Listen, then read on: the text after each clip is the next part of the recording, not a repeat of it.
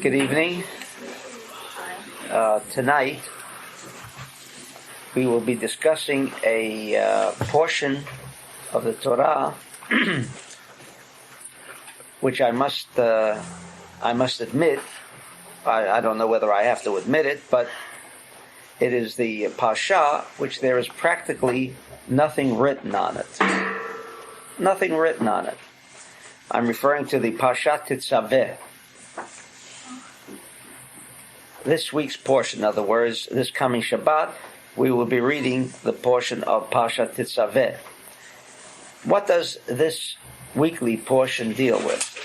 And of course, as we always understand, that the reading of the Torah on Shabbat is not just a custom for the purpose of perpetuating our Jewish heritage as an example. I guess for two reasons. Number one, most Jews don't do it anymore. So is that an indication if most Jews do not adhere to that kind of tradition, does that make it invalid? Maybe the reasons for listening to the reading of this week's portion in the Bet HaKnesset on Shabbat is not fully explained, and maybe that's one of the reasons why many people do not find any purpose, do not find, in addition, a particular satisfaction that they can achieve or that they can derive from the listening of this week's Parsha. It is truly one of those Parshayot that it just doesn't seem to be giving a message. And many people go to a Bet HaKnesset for messages, to listen to the rabbi talk and hear some good words, some enlightening words. However, what does it have to do with the Parsha? Now, what does this week's Parsha deal with? With the clothing of the priest. The clothing of the priest. Now, one would immediately imagine that the clothing of the priest certainly has no relationship to us, unless maybe one of us are from the priestly family. Then maybe it might be of interest to us to know what kind of clothing the priest had been adorned with during the time of the Mishkan, which was in the wilderness, the tabernacle, or with the Bet HaMikdash. But other than that, of what concern is it to us, the Israelites, of the kind of clothing that he would don to perform the particular service in the Bet HaMikdash or in the tabernacle? In fact, I only on Shabbat that passed that I even go into the idea of the tabernacle itself.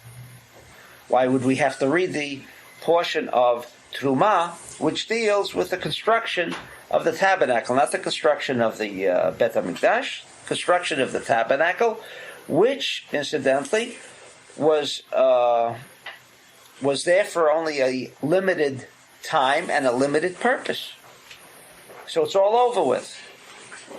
They built the temple, the tabernacle no longer is here, the Mishkan is no longer here. In fact, we do not even pray that one day the tabernacle shall appear. It's the Bet HaMikdash that we all strive for, that we all pray for. But the tabernacle, what is that for? What is the purpose? And why do we read it? But to a limited extent, which I don't want to delve into because it doesn't completely deal with this week's portion, but nevertheless, in a general sense, the Mishkan and the tabernacle is for us today, that is the reading of last week's portion in the Bet HaKnesset, is for us what we call the security shield. The security shield. We, by connecting to the reading, do benefit from that particular reading. The purpose of which is to create that kind of certainty around us. Because we know that for most of us, a good part of our lives remains in an uncertainty stage. We're not sure what would happen tomorrow. We're not sure when we're in an automobile what would happen, or when we're in an airplane, we're not sure what can happen. So for most of us, or all of us I should say, we're never certain. The minute we leave the four walls of the confines of our house, what happens next? And then there are even those who do not even feel the security of living within a closed environment, meaning one's own home. So whatever those insecurities that exist in all of us, the purpose of the reading of Parshat Trumah in a general way is to give us that kind of security shield. That was the purpose of the tabernacle. It served as a security shield in which no nation, no enemy of Israel could lay their finger upon them. And so that was the reason why we read last week's portion. But one point I must make that will be the theme of this idea of clothing of the priest, which, as I say, unfortunately, there is very little that is written about it. And that refers to when the purpose that God says to build a tabernacle is that I should be able to dwell within it. But I should be able to dwell within it. Now, first of all, does God need a place to dwell? Isn't he all over? What is this specialty about him coming into resting in a particular place? Vasuli Migdash, in chapter 25, Vasuli Migdash v'shechati betocham. Make for me a sanctuary, and I shall rest within it. Again, we must understand that we cannot translate this particular verse literally, because it has really no meaning. God is all over. What does it mean? There he will rest. And what about the rest of the world? I mean, he can confine himself like almost lahavdil. I don't want to say when Shmuel Bital wished to exercise people, he would get a bottle called someone and put the the book or whatever it was, the genie, into a bottle, closed it, and now that's where he rests. I mean, lahavdil, are we referring to God like we're going to consolidate and reduce him into a little form that now fits into a house? I mean, here we understand Maloch ha'aretz kavodo, that he exists all over the world. Now the Torah tells us, and God is informing us and commanding us, that we create this house, which wasn't a very large one, and that's where he's going to dwell. How do we understand that? The answer is that God, of course, dwells all over. His presence is all over.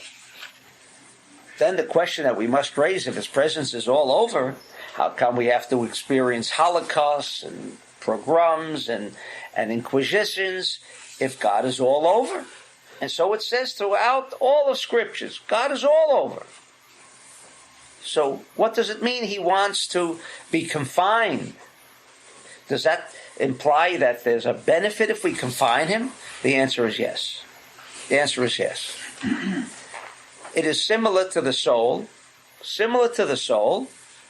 that when it is not confined within a body, it does not express itself. In other words, like electricity, energy, a force, does not become actual until it is consumed within a frame of reference. Until it is consumed in a frame of reference. The soul must be confined within a body, then it can express itself. Because as Rabbi Shimon says, there are souls floating all around us all the time. All the time. We don't see them. Most of us do not experience them. The Ari says how we can make connections to these invisible souls. But for most people, we do not connect to souls.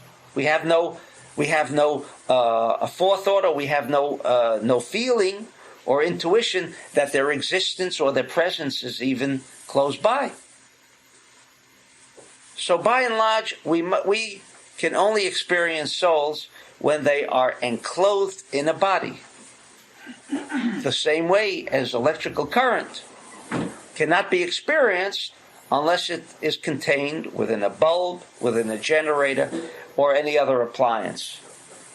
Without that clothing, without that body, without a frame, we cannot experience the benefit or even connect or have some intuition that this kind of influence, this kind of power is present.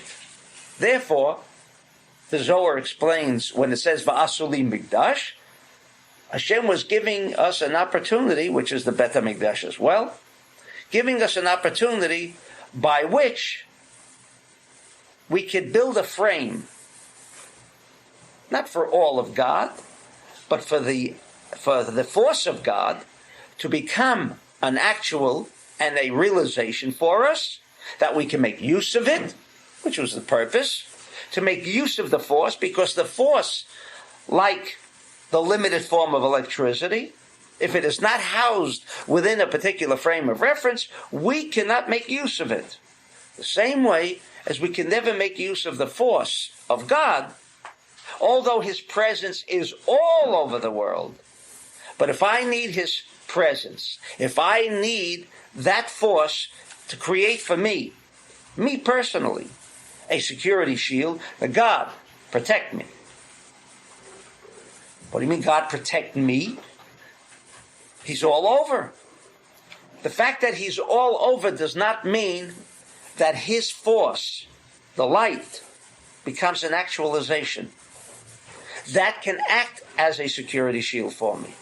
Only when we take that force and it becomes actualized, and this was the purpose of the Mishkan, that when the Mishkan was built with its proper dimensions. What do you mean dimensions? Again, why does it have to have to amot, or whatever the cubic feet's here and so many cubic feet's there, or the Bet HaMikdash? Why all of these measurements? Again, the measurements were indicative not of physical measurements, but that these measurements were capable of handling these proper measurements, and the proper structure was capable of connecting, of associating, and making manifest the force as a vital and distinguishable force for us to be protected. In other words, again,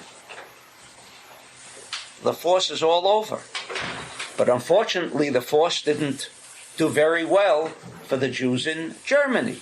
It did not do very well for the Jews in Spain, or for all throughout history wherever Jews were located. The reason was, despite that there was Beit HaKnesset, which we say today means a Bet HaKnesset v'shechanti betocham, that this is a Bet HaMikdash ma'at. Every Bet HaKnesset is considered like a Mishkan, or even like a Bet HaMikdash, but a small miniature Bet HaMikdash, and that should serve the purpose. Unfortunately, it did not serve the purpose. There were Bet HaKnesset in Germany, all of Europe, and throughout history there were Batei Knesset, but they did not serve the purpose. Why not? We already have been instructed of a method by which we can contain the force. Now that we know that a force, a structure of a frame, can make the force of Hashem actual, and therefore act as a security shield for us. The same way as the Ark of Noah was what? It was structured so, says the Zohar. Sure, there was a physical force, but within that physical measurements, Noah instilled, activated the internal energy of everything that consisted of the ark. In other words, the wood. Wood is 99% atoms. It is not 99% wood. It's only 1% wood. The rest is atoms. 99%. Gold that we learned was used in the Mishkan. What does it mean when they used gold? Was it for ornaments, purposes, to make it look nice, or that it should last long?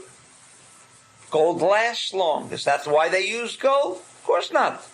They used other metals. They used silver, and they used bronze or copper. Why did they use these metals? What was the purpose of the metals? The answer is that Bezalel, the architect of the Mishkan, knew that when he was dealing with gold, he was not dealing with a metallic entity. He was dealing with the 99% of the internal energy of gold, which we know, because of its yellowish color, represents the aspect of Gevurah, represents the aspect of the force, Chachma. Wherever there's the strongest desire to receive, we learn in the Talmud Esesvirot, there we have the greatest amount of the realization and manifestation of the force. Therefore, why is gold a precious metal? Why is it a durable metal? Simply stated, because it has the greatest manifestation of the force. Because that 1% can bring it out, but it has to be brought out. That was the work of Bezalel, the architect. He brought out the internal energy forces. The 99% was brought out by Bezalel. So when they created a Mishkan, the same way as any Bet Knesset, if that Bet Knesset did not proceed in its structure, in its internal prayers and everything else, with a creation of a frame, meaning you have a Sefer Torah, that makes it a Bet Knesset. Not completely. Not completely. Not completely. Assuming even that this Beit HaKnesset, wherever it is, had a Sefer Torah which was proper, which is very rare, says Rabbi Shimon.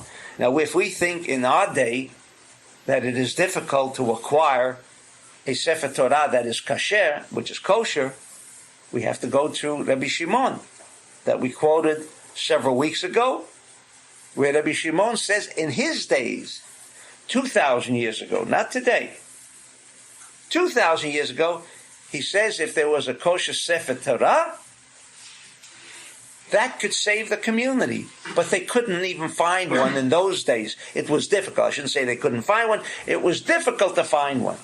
2,000 years ago. So today, what can we expect? How many Sifrei Torot can actually be kasher? And the truth of the matter is, now with Baruch Hashem, the new computer system, they can test almost immediately for 80% of the validity of the Sefer Torah. It can't check everything. It can't check, for example, whether there is a slit, a slight tzedek, a slight split that is almost a hairline split in the letter itself. That the computer can't pick up, but it can pick up missing letters, missing words, additional letters, additional words, and they find that 87% are not kasher. And that doesn't even bring us to the true picture, of how many Sefer Torahs are kasher. In other words, what about the rest of them that the computer cannot analyze? Therefore, when we discuss the architecture of the Mishkan, we are not discussing metallics. We are not discussing the skins that were used. we are discussing the internal energies that were activated by the architects of the structure. And that is the purpose of reading last week's Parsha. Now we come to the clothing. And we ask the obvious question. What is clothing? What is the purpose of the clothing, number one? And then what does that do for us? How does that assist us in the fact that he's wearing holy clothes? Why they're holy we don't know yet. But he's wearing holy clothes. What does it do for me today? Firstly, there is no Bet HaMikdash. So why do I have to read this Parshat Tetzaveh? And what are the clothes all about? A clue is immediately provided when you look for the clues, and you have to know the clues. But without the Zohar, I must confess I don't find that many clues. But in Parshat Tetzaveh, there are exactly 101 verses. Exactly. In other words, for most people who attend the Bet HaKnesset, ask them how many verses are there in this particular portion. Any portion. Why is that of any concern? How many? For us, it is a concern. Why? Because verses are the physical structures, the way we perceive, the way Rabbi Shimon Bar Yochai perceives the words of the Torah as what? Manifestation of the force. The same way as the Mishkan becomes the manifestation, a frame of reference, a body, becomes a body, that the force can be revealed. In other words, God's, again, is all over. In every Bet HaKnesset, what is left to the Bet HaKnesset, like it was left to the architect of the Mishkan, of the tabernacle, was how do you make that internal energy force that is roaming all over the world, called the force of God, become actual for me as a force to protect me? The verses. Now, do we think that they were just by chance the rabbis decided so many verses? Because if you look at the scroll themselves, it is not divided into chapters, chapter 1, chapter 2, chapter 46. It's not divided. There are no numbers there, how many verses ought to be. The rabbis decided that, the sages. Now, why did they choose 101 for this particular portion? They had a reason. It is a clue. Now, for those of you who studied Kabbalah, know the significance of 101. And it says at the end of, if you have this Chumash, or 90% of most Chumashim that we read from, it does not tell you how many verses are contained in each weekly reading. But there are those that do tell you. And it says, what is 101? Michael. That immediately furnishes us with a clue about what this whole Parsha is about, and what the clothing are about, and what the clothing are going to do for us today. Today. But where is the Kohen?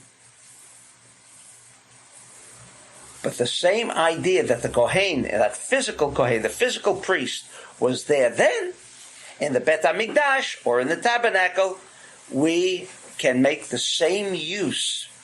Not maybe to the extent of a Bet HaMikdash, obviously.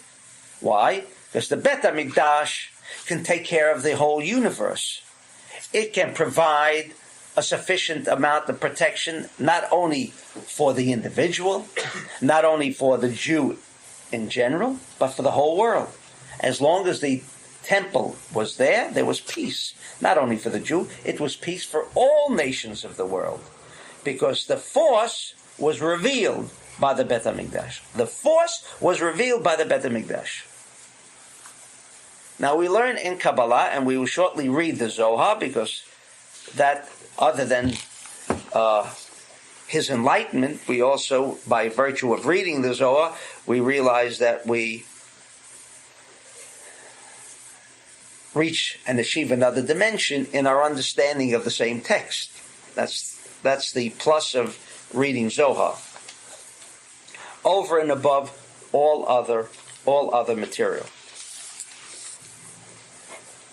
What does the Zohar say concerning clothing?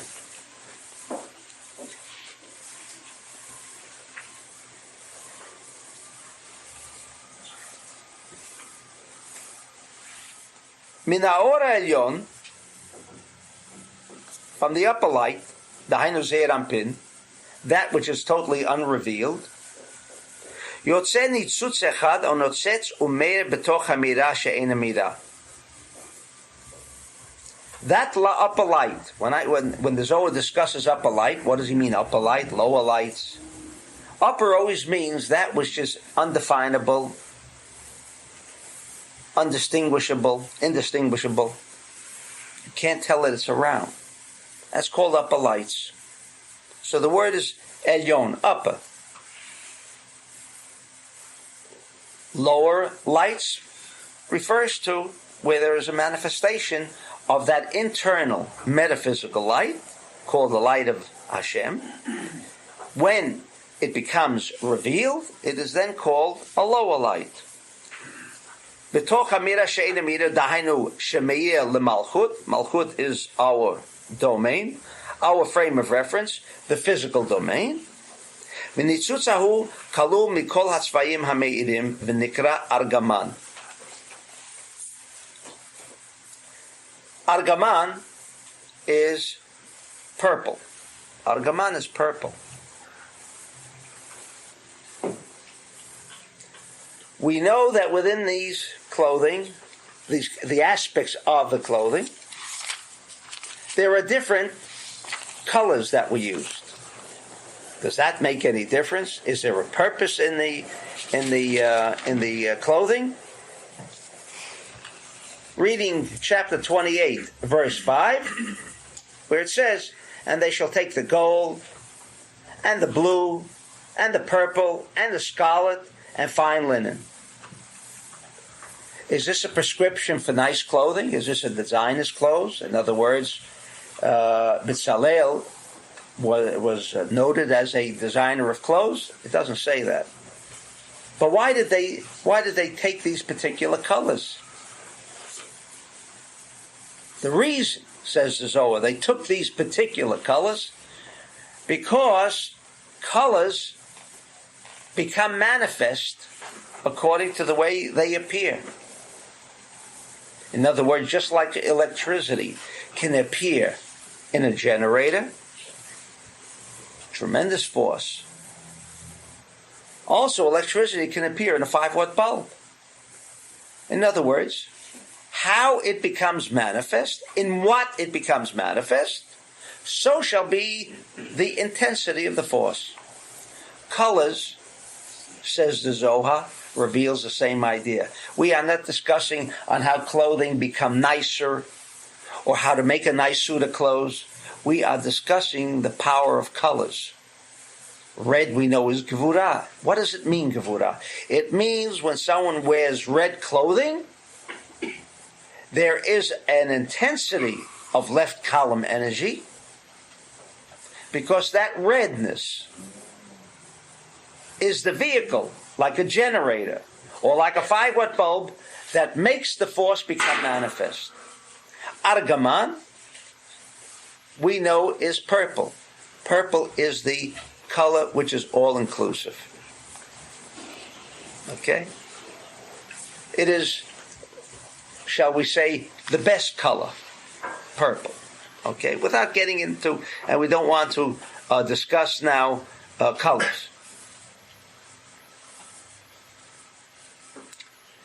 But this combination of all of these colors that were taken, says the Zohar, umitarvim zeh b'zeh, and they structured it together with this particular formula, what happens? Shemitlavesh bahem Michael. This combination of colors that we or let's say most people reading the Torah, when it comes to these few verses in any yeshiva, and certainly the one I studied in, it is one of those that you quickly move over. I mean, there's really nothing there that you want to. They took different colors. So what? Says the Zohar, no. The structure of those colors. So I guess if we had someone who designs clothes, might benefit from studying the Zohar on clothing. He may sell his clothes better if he had the right combinations. Maybe it requires that. But in any event, the lesson being taught here, according to the Zohar, is this particular combination of colors and the way it was woven, which is thoroughly explained in the Talmud, which is the purpose of these verses, by which the Talmud espouses on the written word of the Torah. Says the Zohar, what happened was the force of Michael, the angel Michael. And what is the angel of Michael? The force of right color, the force of Chesed, which is the force of the Kohen Gadol.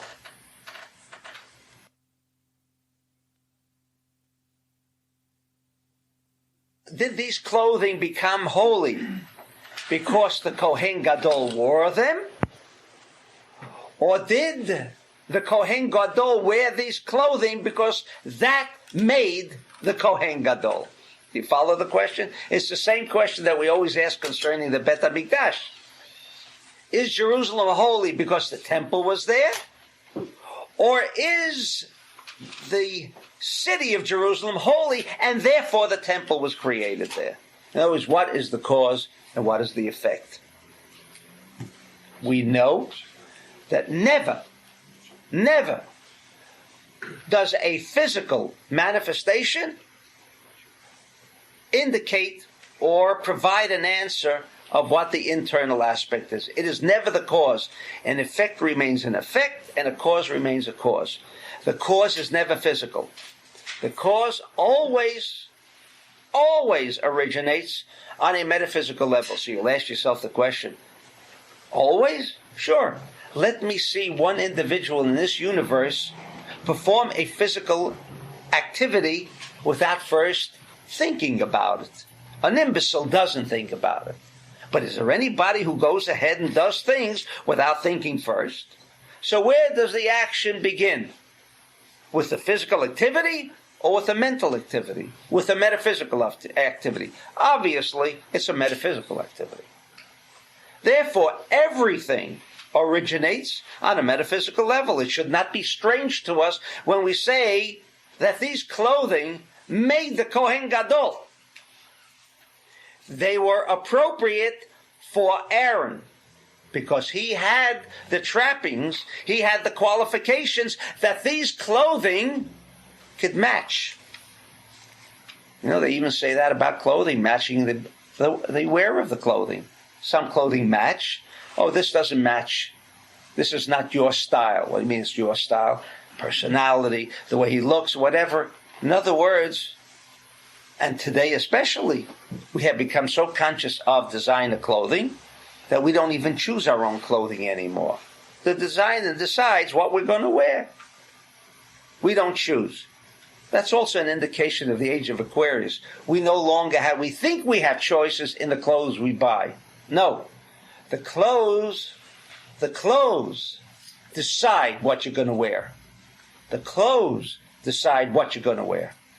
Therefore, the Zohar reveals this incredible idea concerning this verse, chapter 28, verse 5, that the clothing was so structured as to bring out the power of the angel Michael, and now you understand why there are 101 verses in this portion, because since the subject is dealing with what?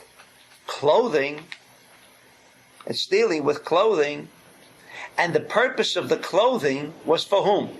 For the Kohen Gadol. What will make the Kohen Gadol act in the capacity of a Kohen Gadol? Because he was already Aharon. But you can ask yourself the question, and I'm sure you have always asked that question. I could have raised that question at the very beginning, but I would get you lost if I asked, 10 or 12 questions. We forget which ones I've got to give an answer. I might even forget. Why do we need clothing? Special clothing. Wasn't Aharon HaKohen chosen to be the Kohen Gadol? What's the difference what clothing he would wear? And someone even once asked me, why do you wear this? I said, personally, I probably would be more comfortable in a t-shirt maybe and a pair of sweatpants.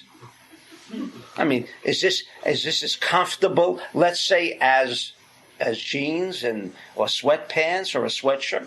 The truth. Physically, what do we feel better in? Would I be better off? At least I don't wear a tie, so I feel more comfortable without the tie. I mean, imagine if I had to wear a tie all the time. I mean, I feel so bundled up, cramped. Right? What's this whole business about clothing? In fact, maybe the Torah is responsible for people going out to spend enormous sums of money for something that they might wear only once. Just for one occasion, then throw it out. What a waste. Can't we make weddings with jeans? Look how much cheaper everything would be. Why must it be the other way around? Who started this business? I know who the culprit is. The Kohen Gadol. He's at fault. The answer is no. The answer is, as we will learn soon, from an unusual source that we never would think, that the idea of clothing originated somewhere, and it originated in the Torah. Because clothing are not merely a form of just feeling comfortable. I mean, the kind of clothes we're going to wear is because this is what I like or what. No, it fits you. If you're not comfortable with the clothing, it's because the colors, the stitch, whatever, does not match you. So when the Torah says, prepare these kinds of clothing for Aaron, for Aharon, the high priest, to wear, because they knew that the kind of clothes that Aharon must wear must be those kind of clothing that matches his structure. His structure was what? Chesed. He was the Kohen Gadol. What is the structure of Chesed? For those of you who have learned Kabbalah, you know that the answer is quite simple. When it says, Bereshit bara Elokim et hashamayim v'et haaretz, the first day of creation, what does it say? Vaye'er vayboker, Yom Echad. The second day says, Vaye'er vayboker, Yom Sheni. And of course the Zohar and everyone else asks, if you know Hebrew somewhat, then you would know that if it says, Vaye'er vayboker, Yom Sheni Shlishi, and so forth, and that was evening and day, the second day, third day, fourth day, fifth day, then the first day should be the first day. Not Yom Echad, one unified whole, one day, day one. What do you mean day one? What do you mean day one? It should say first day of creation. This is a common question that's asked. Everyone asks this question. Yom Echad, one day. Why does it say, why not Yom Rishon? The answer is, Yom Echad, says the Zohar, is like the seed. It contains all and is completely unified. The seed. It contains the trunk, it contains the bark, it contains even the fruit. It even contains the fruit at the end. It's a completely unified whole. When the Kohen, and unfortunately the Kohanim today, if they only knew the power, if they only knew the thieves they are today, because they can furnish, they can share so much energy, if they only knew what they were. But you know, Kohen is Kohen. He's supposed to get the first aliyah. We're supposed to give him the kavod of the first aliyah. You know, that's why we give him Kohen, because it's tradition. Give him some honor. Give him some kavod. Or the Pidyon Aben. Who else? Who else? It says, the Kohen is the one who has to make the redemption of the firstborn.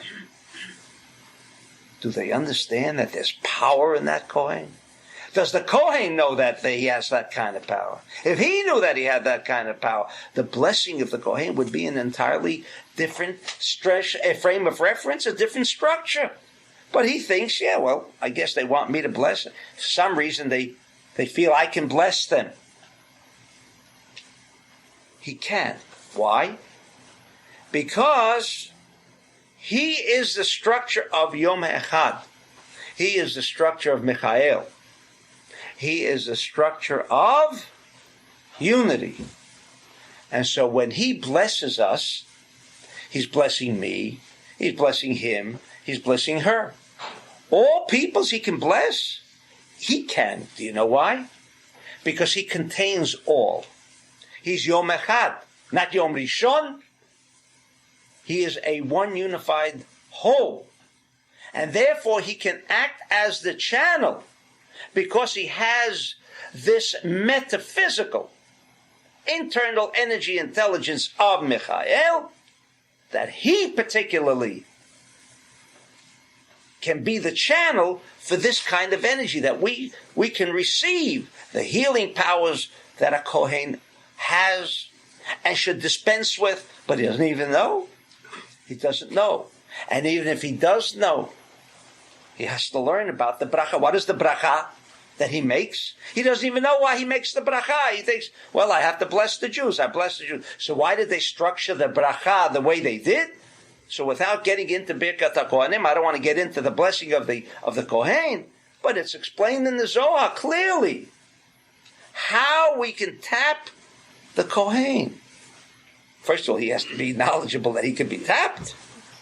And secondly, how he acts as a channel. That's the problem. But not the problem is that what is there to a Kohen other than giving him respect. It is more than that. Therefore, when Parshat Tetzaveh has 101 verses, no secret. There's a clue. Take it for what it is.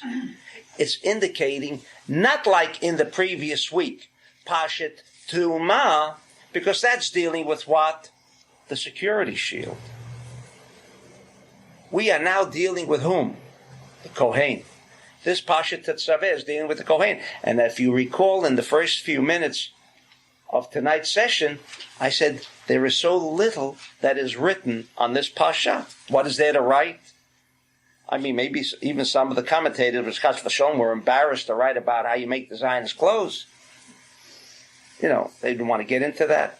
No, the Zohar spends a great deal of ink on that to tell us that each part of the clothing of the Kohen consisted of a frame of reference by which the force of Michael could be manifested, physically manifested, and then the Kohen donning these clothes would be embellished because he could handle this kind of force. He could handle the force of Michael.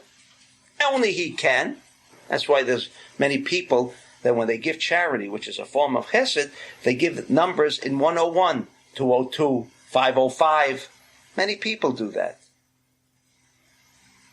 Because by that number, they are also tapping in a certain way that same kind of energy. It appears, and we will learn why from the Zohar, what is so special about this force. What is so special? The Kohen Gadol can provide everyone with a blessing. Why? Because he's Yom Echad. He is Chesed. We know, for whatever reason, and certainly Edison didn't have the slightest understanding of why, when he created the bulb, for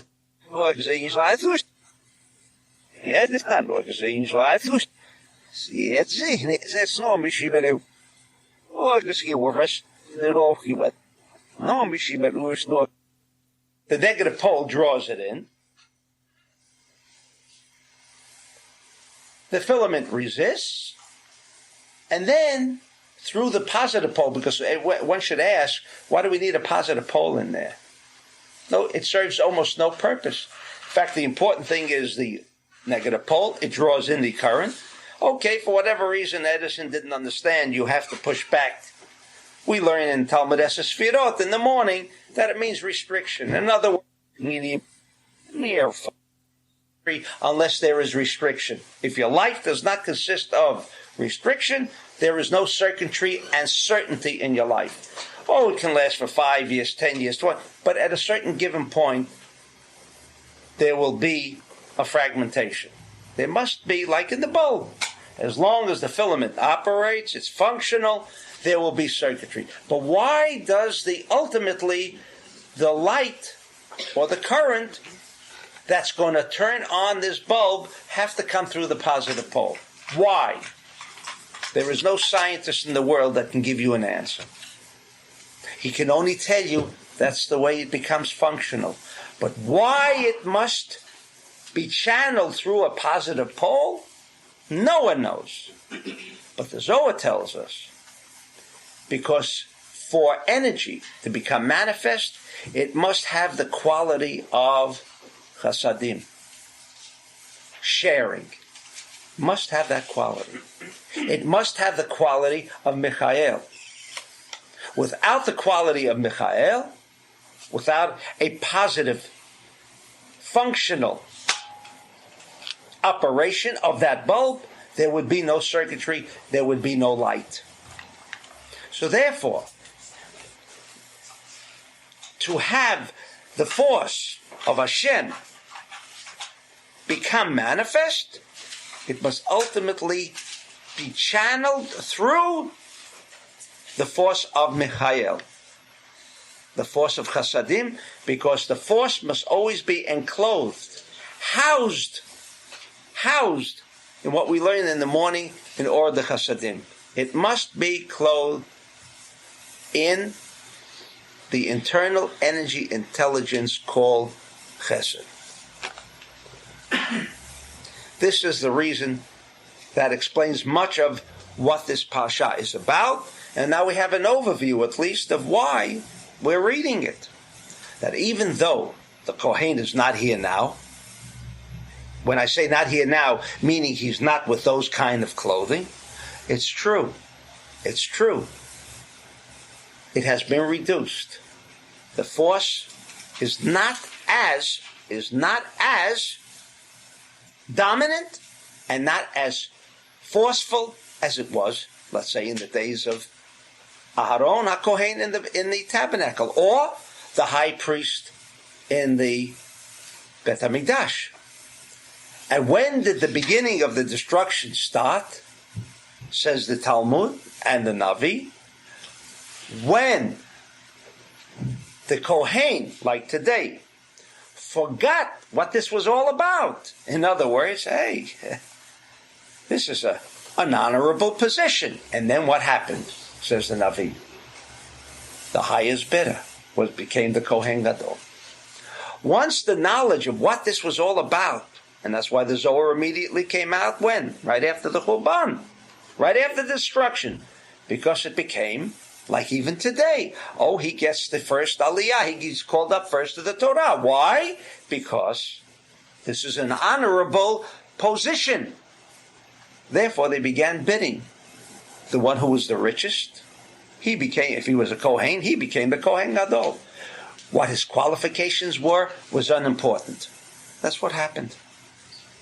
It was no longer what this individual contained, or how he had an affinity, or whether he was appropriate for that particular channeling. It became unimportant. Why? The knowledge disappeared.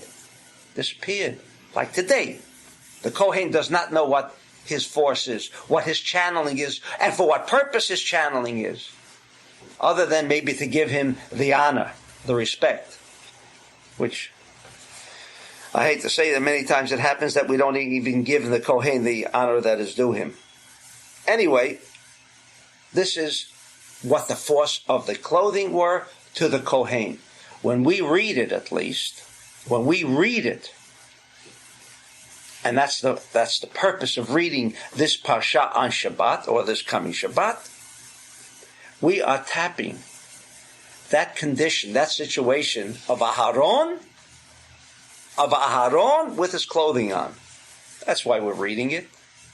We're not reading here just to find out what kind of clothes he wore. For what reason? No interest. No. When we read this particular portion on Shabbat, we have an opportunity to tap B'chayel. That is our opportunity. And when you have Michael, you have created the healing that a Kohen provides you with, and all of the benefits that can be brought down by being enveloped with the force. Therefore, in the Birkat HaKohanim, there are 3 parts. Why are there 3 parts? Well, it becomes obvious for those who study Kabbalah. Why are there 3 verses? Right, left, and central. The atom.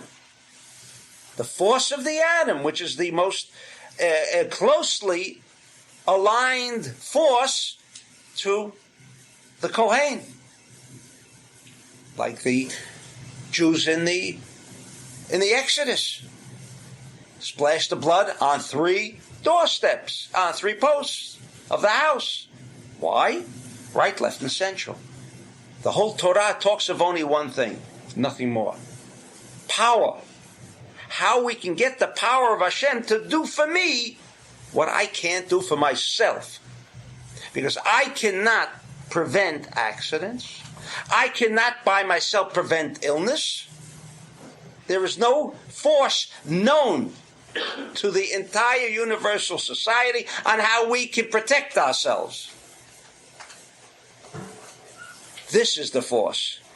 That's why the Kohen has the blessing contained in 3 parts: right, left, and central. If you don't know that, then you're hearing the blessing of the Kohen. Unfortunately, you don't. What do you want with it? What is the benefit that I can tap in that particular situation? And if the Kohen himself doesn't know, so he's not even the channel saying the bracha, but he doesn't even know why. He doesn't know what he's doing with the bracha.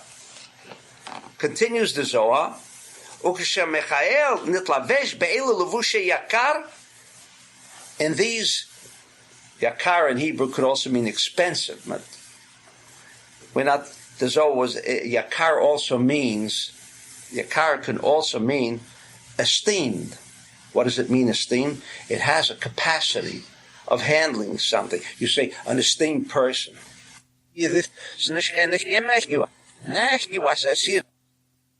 Of knowledge, whatever. He displays a force, he's a direction, he's an esteemed person, meaning he has a capacity. So yakar means these clothing are esteemed. Az nichnas l'shamesh b'kodesh. Then the Kohen can go in. And be mishamesh, and to serve in the holy place. And as long as he doesn't wear these clothes, the Kohen Gadol couldn't go in. Why? Because by and within himself, he is a physical entity. He is a frame of reference. Nothing more. He is not the force. The Kohen is not the force. The Kohen is the force when he can tap and act as a channel for the force. Nothing more. He is the force? Never. Never was and never will be. He can act as a channel because he is the proper physical manifestation of a potential force. It is like I have the largest bulb known to mankind. But if I can't connect that bulb to a socket, it's of no avail. It's got to make the connection. All right? כמו זה ויבוא משה בתוך הענן ויעל אל ההר ולמד שהיה מתלבש בענן. The Zohar says this is very similar, if you remember, which I don't want to go into again because we've discussed it, the idea of Anan, the cloud. There was a cloud. He used to walk into the cloud. He walks into a cloud. Unfortunately, planes also go into clouds. What do we mean here by the cloud?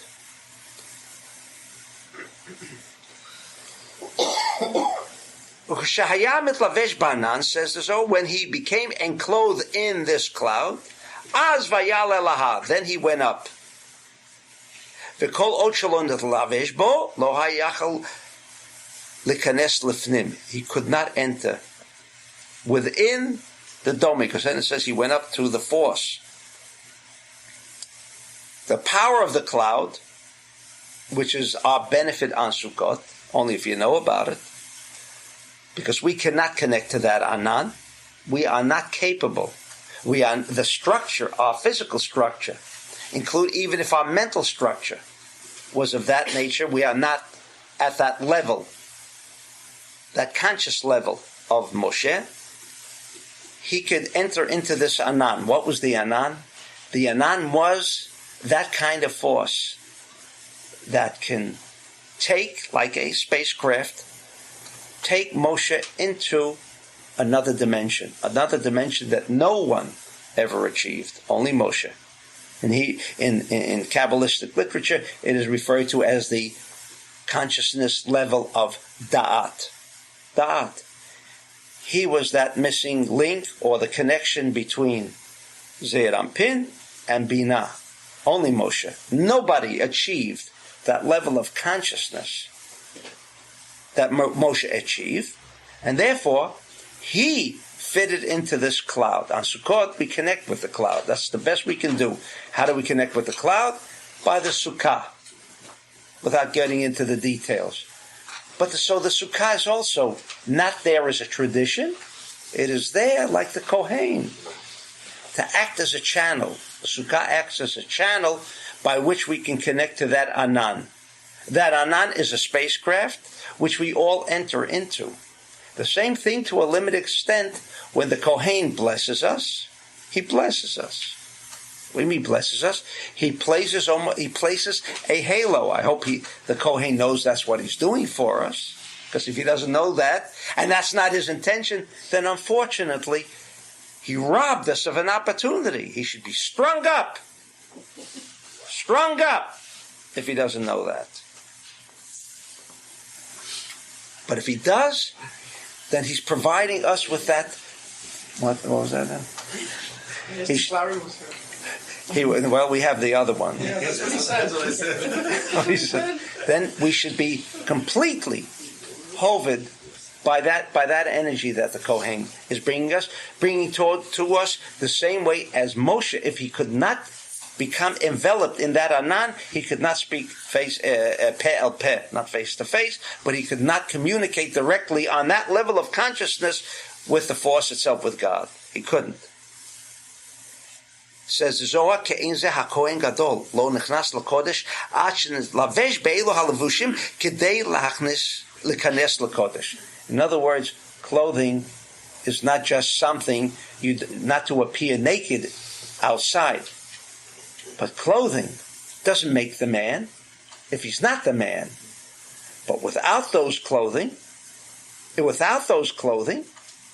and if those clothing were meant to embody, to embrace a certain aspect of the Kohen that today we're allowed, and that's why you see in all other teachings, unfortunately, Far Eastern teachings, they all go with robes. The only ones who go with robes are Kabbalists or Hasidic rabbis go also with robes. Tradition. But the purpose of it is because the Kohen Gadol also went with a robe. Why we can't go with all of that, but we understand that maybe this can assist us. So am I suggesting we all, remove our suits and wear robes? Maybe, yeah. Maybe, yeah. Okay. We're going after robes now. Okay? And this is the benefit, continues the Zohar. Mishum zeh yotzim misodot elyonim vehem ke'en shel mala. That we draw down the secrets What do we mean the secrets? The powers that are above us, that we do not experience, like a soul we can't feel. Some of us anyway. Or that we have no connection with these various souls. And it says Moshe did not die. Moshe didn't die. He's still around. He's waiting for you to make a connection every day. Moshe didn't die according to the Zohar. And he explains all of the seemingly contradictions. He's around. All day, 24 hours a day, waiting for anyone to make the connection with him. Nikraim bigdei sharad, shu milashon sarid, ki nisharu me'elu levushim elyonim. In other words, ki mimashe nisham min ha'orot shel zivam elyonim, shehem tzvayim shel Hashem HaKadosh, hanikram shem maleh, havaya elokim. What happened with these clothing? What took place? And what made these clothing the way they were, and that it would become the force by which when the Kohen Gadol blessed the Jews, that was it. There was a complete security, a shield or hovering over them, to the extent that we know that they never had to buy new clothing, you know that. The 40 years that the Jews were in the wilderness, the clothes never wore out. You know, like this, you wear clothing too long, the seat becomes shiny and the clothes become a little shinier, right? It says, both in the Zohar and in the Talmud, their clothing never became shiny. Never. Because that idea of fragmentation, that idea that causes shininess or wearing out, draining, did not exist. Okay, we'll have a short break and Once in the time of Mashiach, the manufacturers of clothing will have to out of business.